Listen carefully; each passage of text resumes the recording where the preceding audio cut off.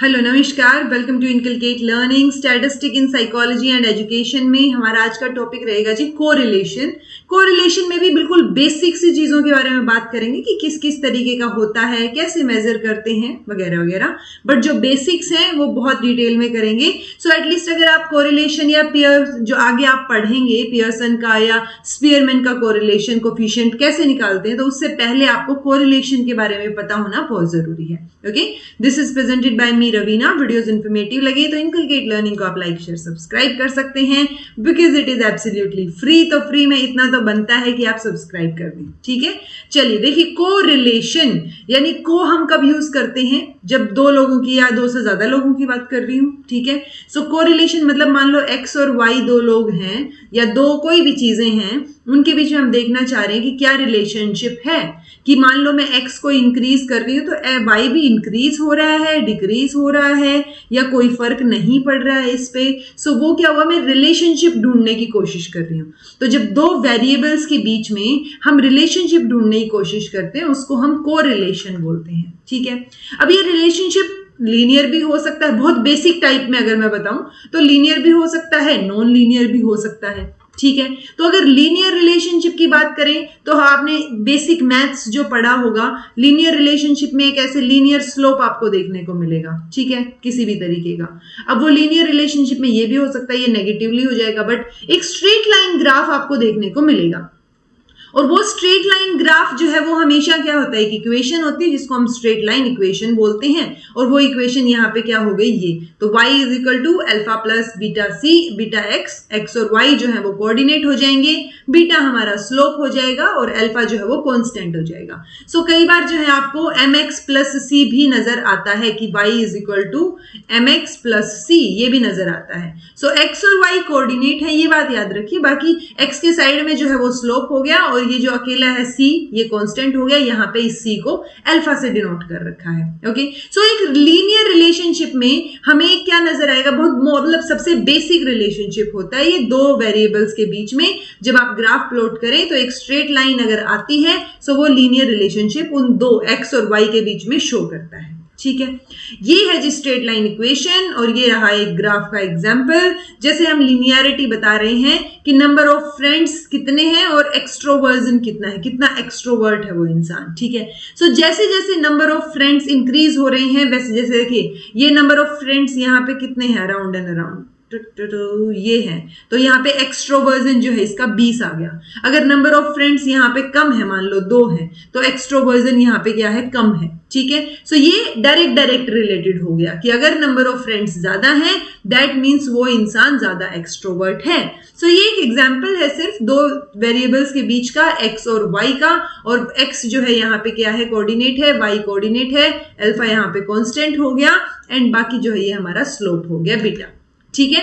अब कई बार क्या होता है कि जब हम ग्राफ को प्लॉट करते हैं, ये है जब ग्राफ को प्लॉट करते हैं सो इसमें स्कैटर डायग्राम आपको वर्ड देखने को मिलेगा कि स्कैटर प्लॉट भी हो सकता है, स्कैटर ग्राम भी बोल सकते हैं या स्कैटर भी बोल सकते हैं। सो ये भी रिलेशनशिप शो करने का ही तरीका है, बट इसके अंदर हम स्ट्रेट लाइन ग्राफ वगैरह नहीं बना रहे हैं। यहाँ पे स्कैटर्ड हैं चीजें, हम डॉट्स में पॉइंट्स में चीजों को दिखा रहे हैं, ठीक है। सो ये भी सेम चीजों के बीच में कि एक्सट्रोवर्जन और नंबर ऑफ फ्रेंड्स, सो वही चीज है, बस हमने यहाँ पे इसको क्या नहीं किया, एक स्ट्रेट लाइन ग्राफ जो है इसका नहीं दिखाया। यूजुअली हम ग्राफ कैसे दिखाते हैं, अगर मुझे इसी का ग्राफ बनाना हो तो जहां जिस लाइन के ऊपर ज्यादा से ज्यादा क्या मिल रहे हो, पॉइंट्स मिल रहे हो, तो मैं इस तरीके का ग्राफ ये मेरा बन जाएगा, स्ट्रेट लाइन ही होगा।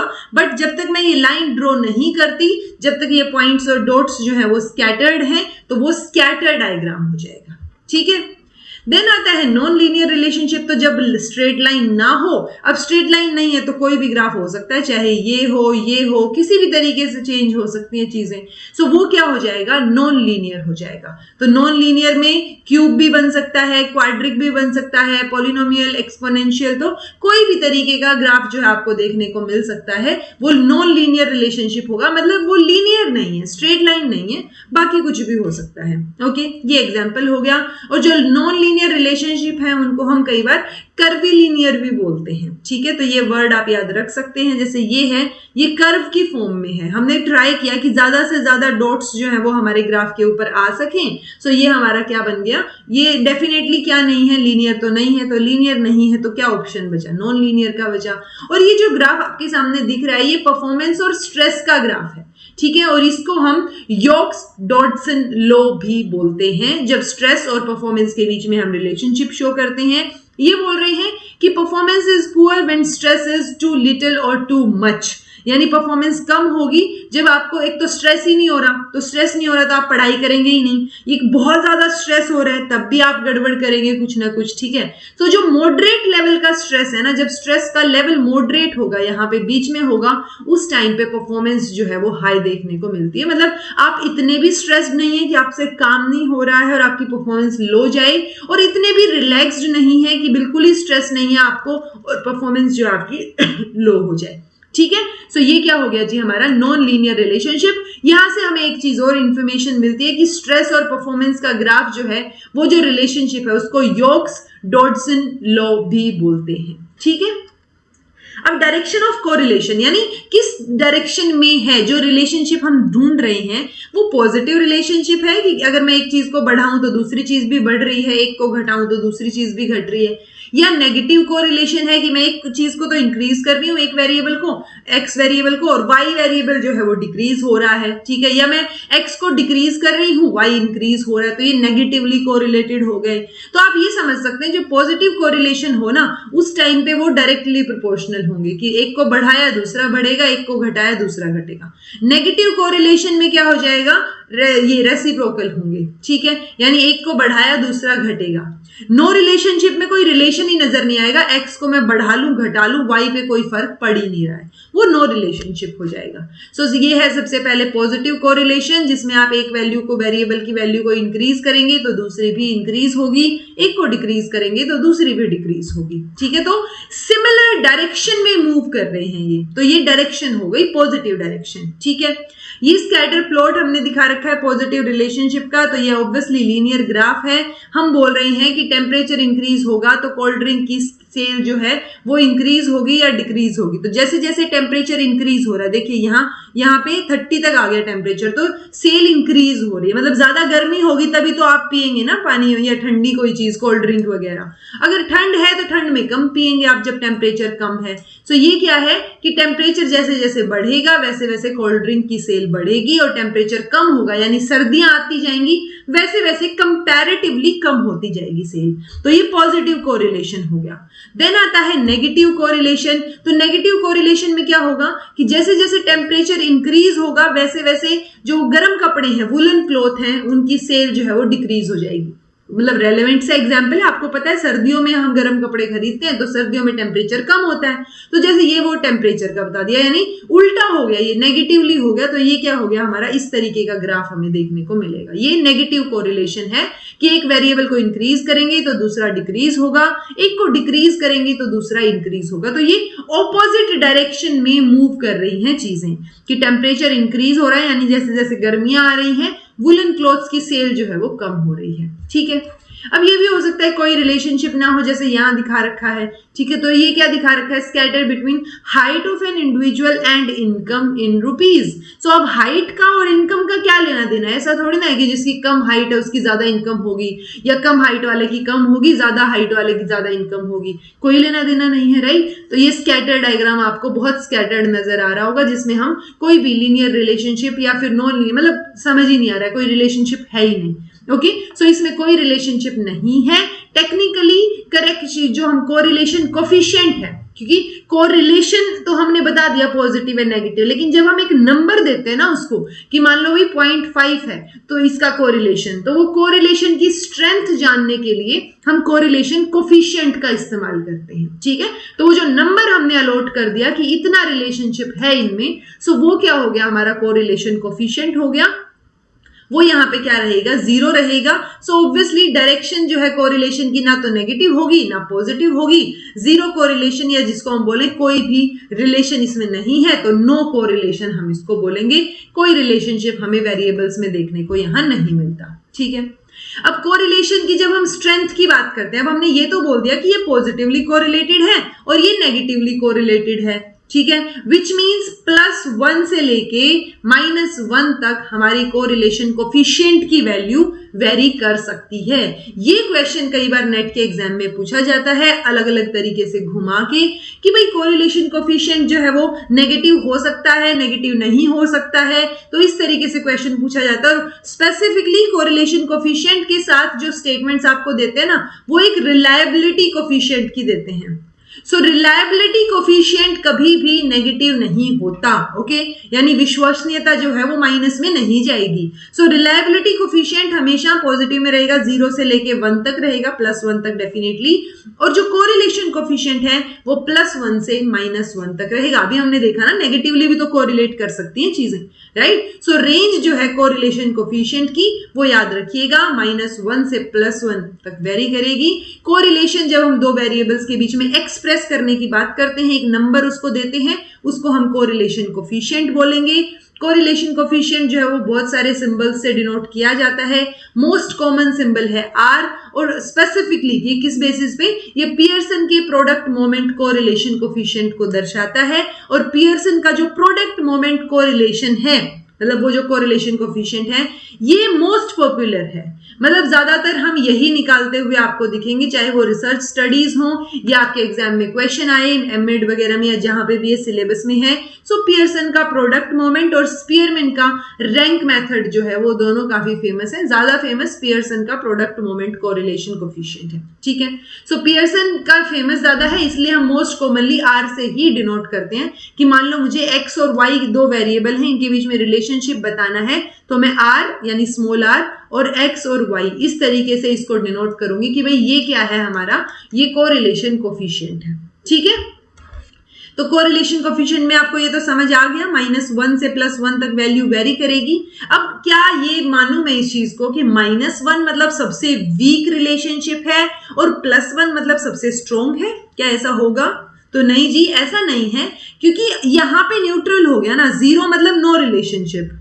तो जब यहां कोई रिलेशनशिप नहीं है, सो इधर जाएंगे तो वो पॉजिटिवली स्ट्रॉन्ग हो रहा है, इधर जाएंगे तो वो नेगेटिवली स्ट्रॉन्ग हो रहा है। सो चाहे -1 हो चाहे +1 हो, दोनों में ही स्ट्रॉन्ग कोरिलेशन हमें देखने को मिल रहा है, लेकिन उस रिलेशनशिप की डायरेक्शन अलग है। यहां पे -1 में डायरेक्शन हो गई नेगेटिव, यानी वो नेगेटिवली रिलेटेड है बट है स्ट्रॉन्गली रिलेटेड, ठीक है। 1 की बात करूं तो पॉजिटिवली रिलेटेड है बट स्ट्रॉन्गली है।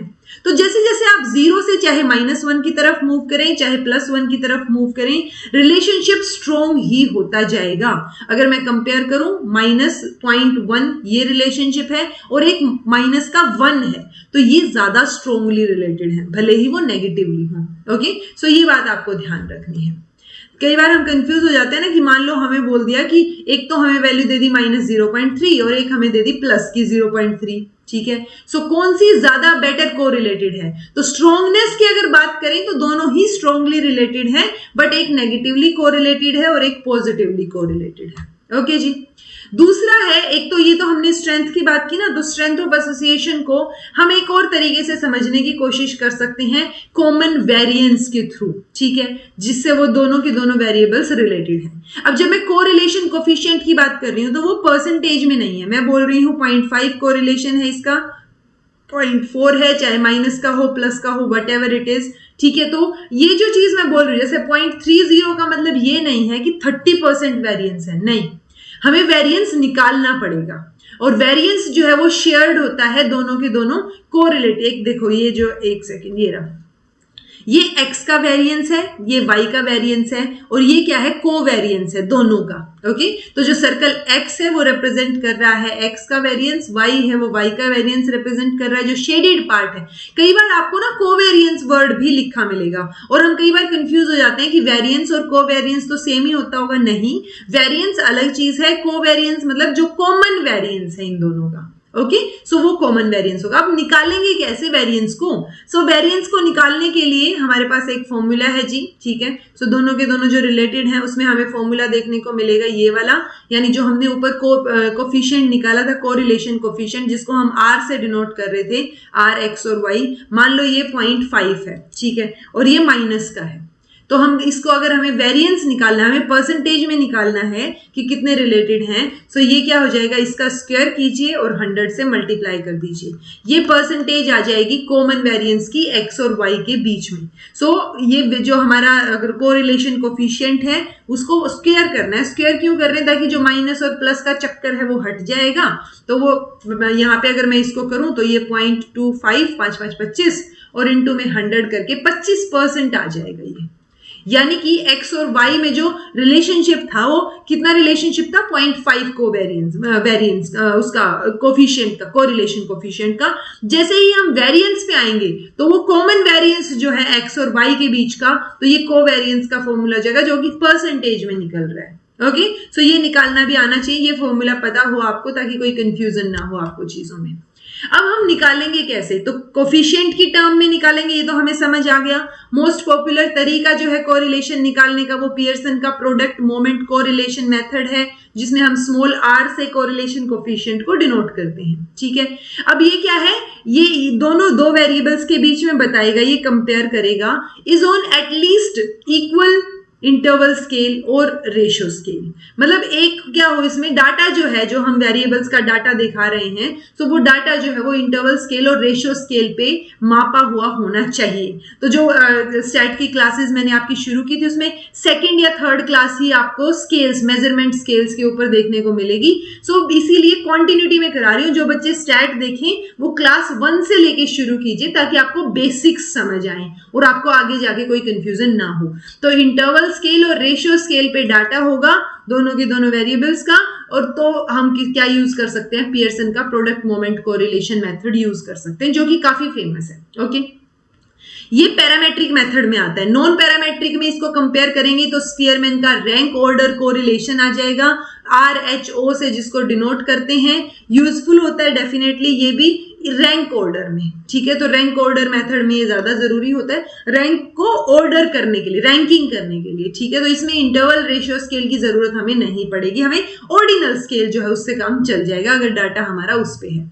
एक और है साथ में कैंडल्स का टाउ, ठीक है, is a useful correlation coefficient for rank order data. आने वाली क्लासेस में आपको पियर्सन का प्रोडक्ट मोमेंट से कैसे निकालेंगे कोरिलेशन, स्पीयरमैन के तरीके से कैसे निकालेंगे, कैंडल कैसे निकाले, तो ये तरीके हैं अलग अलग कोरिलेशन कोफिशिएंट निकालने के, मेजर करने के, तो वो हम मेजर करेंगे। ओके, उसके साथ साथ और भी हैं, बाइसीरियल, पॉइंट बाइसीरियल, टेट्राकोरिक, फाई कोफिशिएंट। सो इन सारों के बारे में भी आने वाली क्लासेस में कोरिलेशन के बारे में डिटेल में डिस्कस करेंगे। एक और है जैसे मल्टीपल कोरिलेशन, पार्ट कोरिलेशन या पार्शियल कोरिलेशन। तो जब वेरिएबल 2 से ज्यादा हो तब हम मल्टीपल पार्ट या फिर पार्शियल कोरिलेशन को इस्तेमाल करते हैं, ठीक है। ये जो अलग अलग तरीके हैं ना, इनमें अलग अलग कंडीशंस होंगी कि मान लो आपका वेरिएबल कैसा होगा, आपके पास स्केल जो है उस कौन से स्केल के ऊपर आपका डाटा है, क्या स्केल इस्तेमाल करके आपने डाटा कलेक्ट किया है, उस बेसिस पे हम कोरिलेशनशिप जो है वो निकालते हैं, ठीक है। मतलब क्यों निकाल रहे हैं, क्या यूज क्या है कोरिलेशन का? तो बहुत सारे यूजेस हैं जी। एक तो डिग्री और डायरेक्शन बताने के लिए कि दो वेरिएबल्स जो हैं वो किस डायरेक्शन में और किस लेवल तक एसोसिएटेड हैं एक दूसरे से, ठीक है। रिग्रेशन एनालिसिस हम पढ़ेंगे, वो एक प्रेडिक्टिव एनालिसिस होता है, उसके लिए भी मतलब उसका जो बेस होगा वो कहाँ से आता है, ये जो हम इसका एसोसिएशन निकालेंगे, कोरिलेशन निकालेंगे, वहां पर भी हमें जरूरत पड़ेगी। रिलायबिलिटी एनालिसिस के लिए भी जरूरत पड़ेगी। वैलिडिटी को अगर हम एस्टिमेट करना चाह रहे हैं उस टाइम पे भी हमें कोरिलेशन की जरूरत पड़ेगी। ऐसे ही फैक्टर एनालिसिस जो कि बैकबोन माना जाता है साइकोलॉजी की, सो फैक्टर एनालिसिस में भी हमें जो वेरिएबल्स हैं हमारे पास उनके कोरिलेशन, उनके अंदर क्या रिलेशनशिप है वो हमें पता होगा, तभी हम फर्दर एनालाइज कर पाएंगे चीजों को, ठीक है। इसके अलावा और भी मल्टीवेरिएट टेक्निक्स हैं जो यूज की जाती हैं, जिनको हम आगे पढ़ेंगे आने वाले टाइम में। इतना अगर आपको समझ आया हो तो ये हमारा बेसिक्स जो है वो क्लियर हो जाता है कि कोरिलेशन होता क्या है, मतलब क्यों यूज करते हैं, या फिर किस किस तरीके से हम मेजर कर सकते हैं। सो उनको जो तरीके हमने पढ़े मेजरमेंट के, चाहे वो पियर्सन का हो, स्पेयरमैन का हो, उनको आने वाले टाइम में हम डिस्कस करेंगे। इतना समझ आ गया हो तो कमेंट करके बताइएगा, समझ नहीं आया हो तो कमेंट करके पूछ लीजिएगा। This was all about today. Thank you so much for watching. Be happy, keep smiling, subscribe to inculcate learning because it is absolutely free, and be consistent in your efforts.